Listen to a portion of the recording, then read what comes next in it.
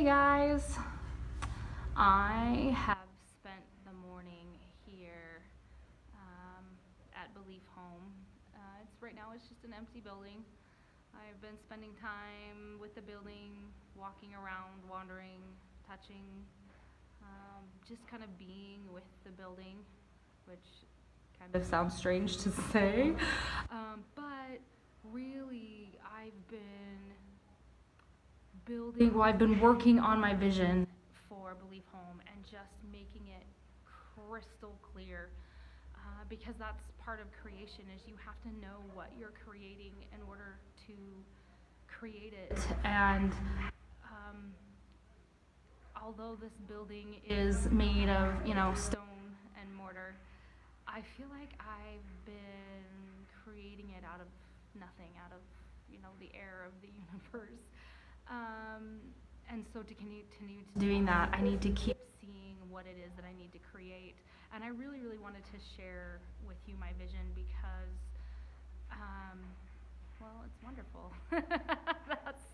That's why I want to share it with you, because I think it's so wonderful. So I'm sitting in the living room on a cement block, and I close my eyes, and you guys, I can hear the kids. I can hear the girls' bedroom is just over here, and I can hear the girls in there talking and giggling, and yelling at their sisters who are in the kitchen, which is the one right next door, just like sisters do, harassing each other, telling them what they're not doing, what they need to be doing. The kids out front, the little kids are playing out front, out the front door. The front door is open, so you can hear the kids out there playing, and the little ones run in to yell at Auntie Baby to tell on one of the other kids, and it echoes through. You can hear. Can you kind of hear the echo in here? Because it's such a big building. So little Israel comes running in to tell on one of the other kids, to tell Auntie Baby, to tattletale, and it echoes through the whole room, and the girls laugh because Israel's just so stinking funny. And Auntie Baby is actually resting in her room in a cool space where she can still hear everything that's going on, but she has space enough for herself, space to lie down, and to recharge, to give all of her energy to the kids. I hear them running up and down the stairs. When both stories are built, the boys will be on the second floor and the girls will be on the first floor. And I can hear the boys running up and down, and somebody's playing ball upstairs, even though we've told them not to play with the ball in the house. I can hear it bouncing around.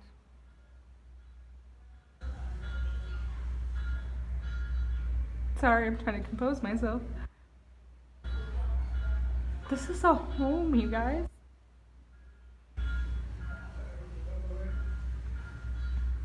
We're building a home that provides the food, water, shelter.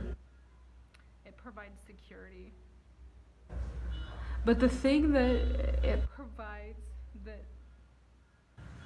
is not me, it's not you, it's why I fell in love with Rising Star Orphanage. It's why I thought it was a worthy cause to build them a new home, is because they have already built the love. They have already built the love that will move into this home with them. And I can feel it just sitting here.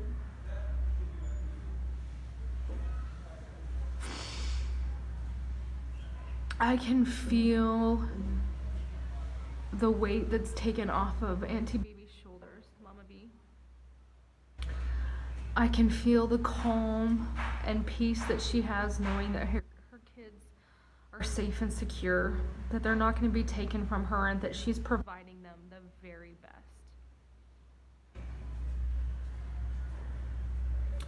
I can already feel it in this home. So I know that it's going to happen. I know that it's going to be created. I'm working as hard as I can to make this happen. And I'm all in, you guys. I am all in to finishing this home, to make it everything that these kids deserve, everything that Auntie Baby deserves. Honestly, this world deserves this, because it deserves happy, healthy, well-adjusted, educated, loving, loved children, because they are our future. They are the future of Ghana. They're the future of this world.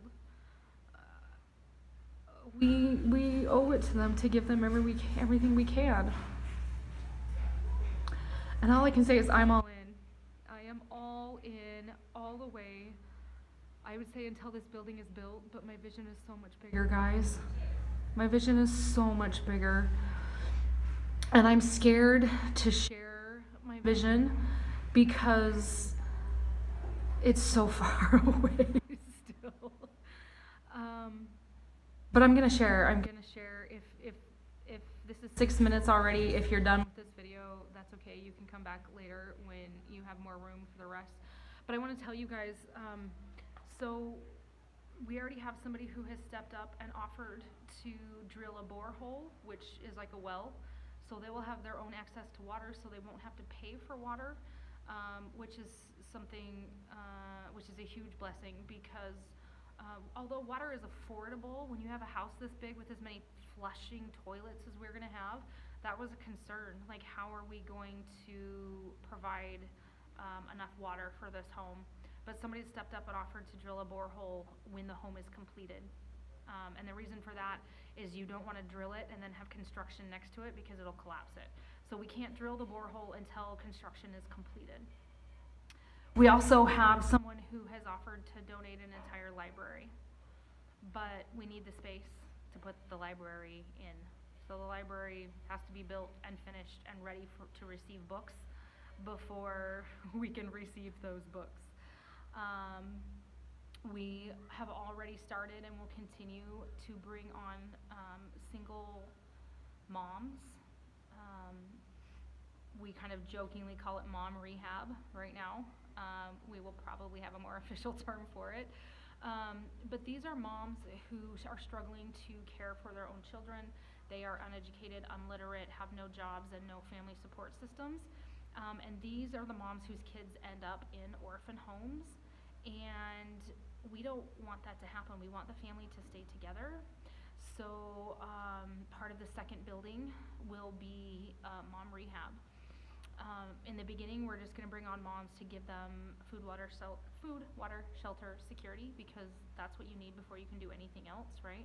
So they and their kids will be fed. They will be responsible for doing chores and taking care of other additional children while they're here at the home. They will live here, but they will get to keep their kids with them.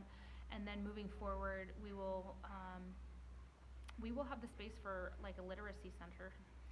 Whether that's part of the actual library or not will depend on what else we use the space for. But these moms will be able to work on their own literacy, which will increase their employment prospects, but it will also benefit their children. They will be able to teach their children. Also, their children will go to school with the children of Belief Home, so that we're breaking that cycle so that they don't end up vulnerable and unable to care for their own children. They will have the education to do that. The space that we are currently living in, the building will need to be torn down, so that will be another big cost. But I already see a community playground going in. So this is the most recent addition to my vision. And I saw it so stinking clearly the other day. I was sitting there and I was like, what would this space be good for? And the second I thought it was crystal clear, popped up into my mind. It's going to be a closed community playground. So we'll have walls, but it'll have an entrance from the Belief Home side, and it will have an entrance from the street side. It'll be a place that all the kids in the neighborhood can safely come and play. There is not a single playground in Dodowa or any of the surrounding places. I have never seen, the only place I have seen a playground is in Accra. And I don't see many kids there ever at all, because you can't just go and play as a kid at an unsecured playground because without your parents, because that would be dangerous because you may not come back. So I see an enclosed, secure playground. The kids right now play on construction sites. They play in the road. They play in the gutter, which is an open pit latrine gutter, right? So a safe, secure playground for these children would be a benefit to the whole entire community. And I can't wait until you guys are coming down to actually help us build that. But that's, like the last piece. So I really wanted to share with you guys my vision because I see it so crystal clear. And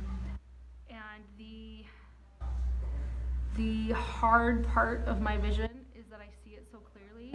My vision is so much bigger than our bank account. So, I need to envision how to grow that bank account. And I would love for you guys to partner with me, partner with us. Become a reoccurring donor. It's so easy to do. I'll put the link in. You just go to GiveButter /Belief Home, and you can make a $20 reoccurring monthly payment, a $100 reoccurring monthly payment. I promise you we will continue to use your funds for good. Like I said, we've already hired a nurse who is going to be coming to the home twice a week. And she's a community nurse. She already knows the things. She'll be testing for malaria. She'll be tracking the kids' height and weight. The next thing that we're going to pay for is probably a tutor, just because school ends in July and we have a lot of kids who are going to be pushed on to the next grade even though they're not ready for it, because that's how public school system here works. So I think the next thing we're going to need a tutor, and then after that we're actually going to hire a full-time social worker / child advocate, because the system, the governmental system is already overburdened, and we need somebody who's advocating specifically for our children and not for the system itself. So that will also be coming in the works. So I'm asking you guys, please partner with us in a single donation, but if you can find it in your monthly budget, partner with us monthly. We've got a lot of amazing things going, and I will tell you, these kids are worth it. These kids are absolutely worth it. And if you don't believe me, join us for our July service trip. Come down, meet them, hug them.